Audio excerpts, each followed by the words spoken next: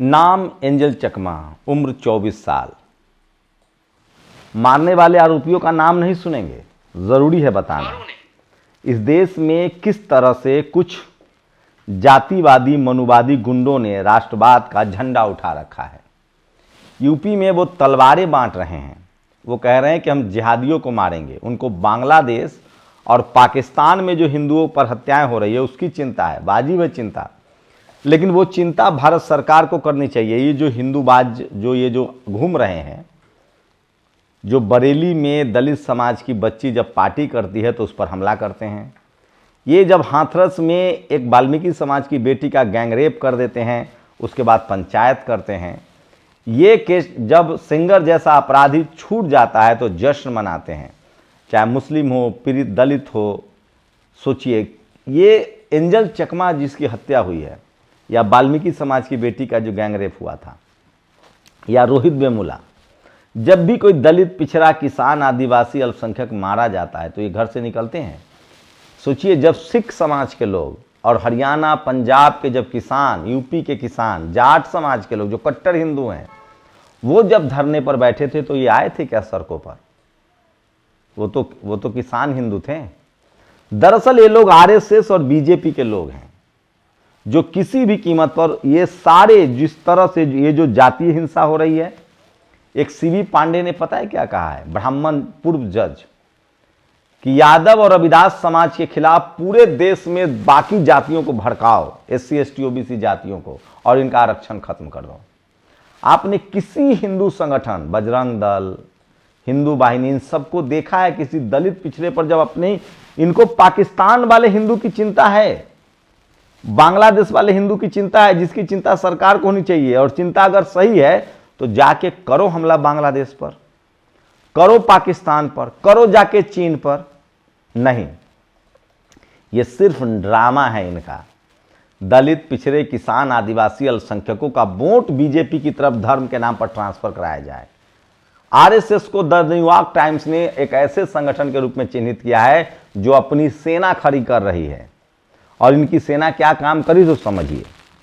ये देखिए, नाम यश अवस्थी, ये गिरोह का गुंडा था जिसने 24 साल के एंजल चकमा की हत्या कर दी। अब पूरे नॉर्थ ईस्ट, ऐसे ही चीन लगातार नॉर्थ ईस्ट पर नजर गड़ाए हुए है, ऐसे ही बांग्लादेश कहता है कि हम नॉर्थ ईस्ट पर कब्जा करेंगे। सोचिए, जो हमारा चिकन हेड है, आप बताइए, नॉर्थ ईस्ट जो हमारा भाई है, जो भारत का अभिन्न हिस्सा है, जैसे जम्मू कश्मीर है, हम तो पाक अधिकृत कश्मीर को भी अपना हिस्सा कहते हैं। सोचिए किस तरह से हमारे रिश्ते को जहर घोला जा रहा है। ये बांग्लादेश पर हमला नहीं करने जाएंगे, ये पाकिस्तान पर हमला नहीं करने जाएंगे, ये कभी रायबरेली में, तो कभी गाजियाबाद में, तो कभी देहरादून में, तो कभी दिल्ली में। ये घोर डरपोक लोग हैं और इनकी वजह से भारत की अस्मिता खतरे में है, भारत की अखंडता खतरे में है, भारत का भाईचारा खतरे में है। मुसलमान तो इनका बहाना है, आप समझिए। देहरादून में ये सौर्य राजपूत, अविनाश नेगी, ये सब लोगों का जड़ आप खोजिए। ये जो बरेली में जो गुंडा पर जिस पर एफआईआर हुआ है, वो पहले चोरी करता था। ये बेरोजगारों की एक फौज खड़ी हो रही है जो धर्म के नाम पर हिंसा कर रही है। मुसलमानों के बहाने ये हिंसा कर रहे हैं जगह जगह। और सोचिए, अब तो अपने ही देश के एंजल चकमा ट्राइबल थे, आदिवासी समाज के थे। पूरा नॉर्थ ईस्ट सुलग रहा है, लोग कैंडल मार्च कर रहे हैं, न्याय की मांग कर रहे हैं। बीजेपी की सरकार है, 10 दिन बाद वहां एफआईआर दर्ज होता है। मैं फिर कह रहा हूं, अब किसी जाति धर्म की लड़ाई नहीं है। ये सारे लोग, ये सब आरएसएस और बीजेपी के खड़े किए हुए लोग हैं। आप इन सबसे पूछिए किसको वोट करते हो, और नहीं तो इस पर कार्रवाई। अगर ये बीजेपी आरएसएस से जुड़े हुए नहीं है तो देश के सबसे ज्यादा राज्यों में बीजेपी की सरकार है, आरएसएस सबसे बड़ा संगठन है। क्यों नहीं आप धरना प्रदर्शन करते हैं? और इन संगठनों को, जिनको लगता है कि ये हिंदू संगठन है, ये लोग सिंगर वाले मामले पर क्यों नहीं सड़क पर निकले? हाँ, एक महिला जरूर सड़क पर सिंगर के पक्ष में निकली। मनीषा वाल्मीकि के लिए निकला क्या कोई हिंदू संगठन? अभी हमारा प्रशांत कनौजिया दलित समाज का बेटा बाबा साहब अम्बेडकर यूनिवर्सिटी में धरने पर बैठा था, कभी निकला? आपने किसी दलित, पिछड़े, किसान, आदिवासी, अल्पसंख्यक की हत्या जातिवादी मनुवादी गुंडों ने की हो तो ये घर से निकलते हैं? हाँ, निकलेंगे कब? जब मुसलमानों से झगड़ा होगा। तो इनका प्यार पाकिस्तानी मुसलमानों के लिए, बांग्लादेशी मुसलमानों के लिए इतना प्यार है कि एक बांग्लादेशी मुसलमान आके भारत में कट्टर हिंदू बना हुआ है और उसने अपना नाम भी ब्राह्मण टाइटल से रख लिया है, आर्य रख लिया है। सोचिए, पूरे देश में घूम घूम कर क्रिश्चियन सब पर हमला हुआ। छत्तीसगढ़ में हमला हुआ, मध्य प्रदेश में हमला हुआ, मतलब हर जगह क्रिश्चियन समाज पर हमला हुआ। क्रिसमस के दिन क्या छवि रहेगी हमारी पूरी दुनिया के देश में? क्या भारत के लोग दुनिया के दूसरे देशों में नहीं रहते हैं? मैं फिर कह रहा हूं, ये सब आरएसएस बीजेपी के समर्थक हैं या उनके वोटर हैं। और अगर नहीं हैं तो जिन राज्यों में ये गुंडागर्दी कर रहे हैं उन पर पुलिसिया कार्रवाई क्यों नहीं हो रही है? अब जाकर छत्तीसगढ़ में एफआईआर दर्ज हुआ है, बरेली में एफआईआर दर्ज हुआ है, अब जाकर 10 दिन बाद एंजल चकमा के खिलाफ एफआईआर दर्ज हुआ है। मुख्य आरोपी अभी भी फरार है। आप कैसे बांग्लादेश को नीचा दिखाएंगे, पाकिस्तान को नीचा दिखाएंगे जब हमारे ही देश में यह सब हो रहा है? सोचिए, ये लोग, ये जो जातिवादी मनुवादी गुंडे हैं, ये जाति के नाम पर दलित, पिछड़ा, किसान, आदिवासी, अल्पसंख्यकों पर हमला करते हैं। और जब जाति वाला हमला सत्ता में आ जाते हैं तो ये जाति के नाम पर अधिकार छीनते हैं, आपका नौकरियां छीनते हैं, और सत्ता में आने के लिए ये घोर सांप्रदायिक हो जाते हैं और हिंदू मुस्लिम करते हैं। मैं बार बार कह रहा हूं, जो सांप्रदायिक होगा वो जातिवादी भी होगा। जो एससी एसटी ओबीसी के लोग जातिवादी हैं वही इनका टूल बना हुआ है, सांप्रदायिक बना हुआ है। जो सामाजिक न्याय को समझेगा, सोशल जस्टिस को समझेगा, वो कभी भी इस तरह के अपराध में शामिल नहीं होगा। मैं इस देश के तमाम लोगों से कहना चाहता हूं, सोचिए, अभी तमिलनाडु में एक दूसरे राज्य के युवा पर हमला हुआ, 4-5 घंटे के अंदर सारे नाबालिग थे, उनकी गिरफ्तारी हुई। वहां डीएमके ने बयान जारी किया, बीजेपी भी बयान जारी कर रही है कि स्टालिन के कानून व्यवस्था खराब है। एक हमला। और यहां देखिए, ज्यादातर जातीय हिंसा कहां हो रही है? यूपी में, एनसीआरबी के आंकड़े उठा के देखिए, राजस्थान में, मध्य प्रदेश में, छत्तीसगढ़ में, उड़ीसा में इसी तरह से लिंचिंग शुरू हो गई, बिहार में इसी तरह से घटनाएं हो रही हैं, बंगाल में हिंदू मुस्लिम पर ये सब घर से निकल जाते हैं। लेकिन मैं तो कहूंगा इसमें विपक्षी दलों की भी कमजोरी है। वो क्यों नहीं मुद्दा बना रहे हैं? वो क्यों नहीं सड़कों पर निकल रहे हैं? वो क्यों नहीं ऐसे गुंडों के खिलाफ प्रदर्शन कर रहे हैं जो अपने ही देश के नागरिक को मार रहे हैं? आप सोचिए, एंजल चकमा की हत्या के बाद पूरे नॉर्थ ईस्ट में किस तरह का माहौल है।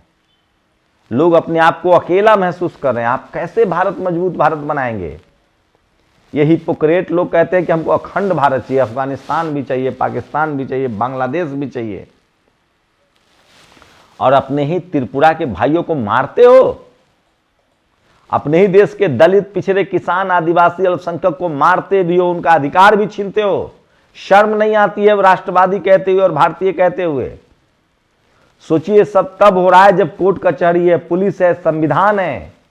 आप कल्पना कीजिए, जब ये जातिवादी मनुवादी गुंडे फ्री होंगे तो क्या क्या किया होगा। कितना डरावना है ये सब। उनका नाम एंजल चकमा था। उनके पिता बीएसएफ में नौकरी कर चुके हैं, वो एमबीए की पढ़ाई कर रहे थे। उसके परिवार वालों ने उनका नाम एंजल रखा होगा, और आपने मार दिया। अभी यूपी के गाजियाबाद में लोग हथियार बांट रहा है। वो यति नरसिंहानंद कह रहा है कि हमको गिरोह बनाना है। सोचिए, सब संविधान को धत्ता बता रहे हैं। ये कैसे संभव है कि 20-25 के संख्या में गुंडे निकलते हैं और किसी को धर्म देखकर, किसी को जाति देखकर, किसी का भाषा देखकर, किसी का क्षेत्र देखकर हमला कर रहे हैं? जहां भी इस तरह का हमला हो किसी पर, रीजन, क्षेत्र के नाम पर, भाषा के नाम पर, रीजन के नाम पर, वहां की सरकारों से सवाल पूछा जाना चाहिए। वहां के मुख्यमंत्री को जवाबदेह बनाया जाना चाहिए। वहां के डीजीपी को बनाया जाना चाहिए। उस एसएचओ को जवाबदेह बनाना चाहिए, उस एसपी को जवाबदेह। पूरा सिस्टम बना है भारत में। जहां हमला होता है वो एक थाना होता है, वहां का एसएचओ जवाबदेह, उसको बर्खास्त कीजिए। देखिए कैसे हिंसा रुक जाती है। एसएचओ बर्खास्त हो, एसपी बर्खास्त हो, डीएम की जिम्मेदारी तय हो, मुख्यमंत्री की जिम्मेदारी तय हो। कैसे इस तरह के गुंडे क्राइम करते फिर रहे हैं? क्योंकि उनको बचाया जा रहा है। वो एक पार्टी विशेष के लिए और जाति विशेष के लिए काम कर रहे हैं, इसलिए उनको बचाया जा रहा है। मैं फिर कह रहा हूं, अभी हो सकता है किसी पार्टी को, किसी जाति को इसका फायदा हो, लेकिन देश का नुकसान होगा, देश हार जाएगा। ऐसे हम लोग पहले जब टुकड़ों में बटे हुए थे, जातियों में बटे हुए थे, धर्मों में बटे हुए थे, रजवाड़ों में बटे हुए थे, तो विदेशी हम पर कब्जा कर लेते थे। क्यों नहीं सम्राट अशोक के समय विदेशियों ने कब्जा किया, चंद्रगुप्त मौर्य के समय कब्जा किया, घनानंद के समय तो सिकंदर सिंधु नदी पार नहीं कर पाया था और बाद में अपनी बेटी की शादी कर दी उसने चंद्रगुप्त मौर्य से,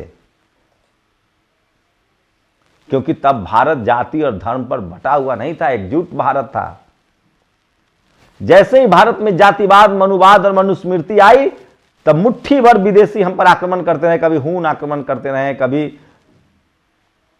सारे मुगल चंगेज आक्रमण करके हमको जीत लिए, क्योंकि हम जातियों में बटे थे, हम एक नहीं थे। एक लड़ने वाली जाति थी, एक राज करने वाली जाति बना दी गई थी, एक पढ़ने वाली जाति थी, बाकी लोग असहाय थे और इसलिए उस समय भारत पर कब्जा किया गया। लेकिन फिर से हमारे महापुरुषों ने, इस देश को बनाने वालों ने अंग्रेजों से लड़कर भारत को एक किया। तब भी इसी तरह के हिंदू मुस्लिम करने वाले कट्टरपंथियों ने भारत का विभाजन करवाया। लेकिन अब जो भारत अखंड, जो अब जो एकीकृत भारत है, उसको तो कम से कम एक रखिए। कोई अंग्रेजी बोल सकता है, कोई तमिल बोल सकता है, कोई तेलुगु बोल सकता है, कोई मलयालम बोल सकता है, कोई त्रिपुरा का है, असम है, बंगाली है, या मुस्लिम दिख जाए तो आप रोहिंग्या कहने लगते हैं, बांग्लादेशी कहने लगते हैं, पाकिस्तानी कहने लगते हैं। कोई नॉर्थ ईस्ट का हमारा भाई दिख जाए तो उसको चीनी कहने लगते हैं। सोचिए, हर राज्य में हिंसा बढ़ रही है और वो हिंसक लोग किस पार्टी के समर्थक है, किस संगठन के समर्थक, इसकी पड़ताल हो, इसका बाकायदा खुलासा हो और इनको कड़ी से कड़ी सजा दी जाए। ये लोग देश का नुकसान कर रहे हैं। शुक्रिया। नेशनल दस्तक की आपसे गुजारिश है कि अगर इसको बचाना चाहते हैं तो नेशनल दस्तक को सब्सक्राइब करने के लिए रेड कलर के सब्सक्राइब बटन को दबाएं, फिर बेल आइकन की घंटी दबाएं। नेशनल दस्तक को बचाने के लिए बहुत जरूरी है कि हर खबर को शेयर करें, लाइक करें, कमेंट जरूर करें।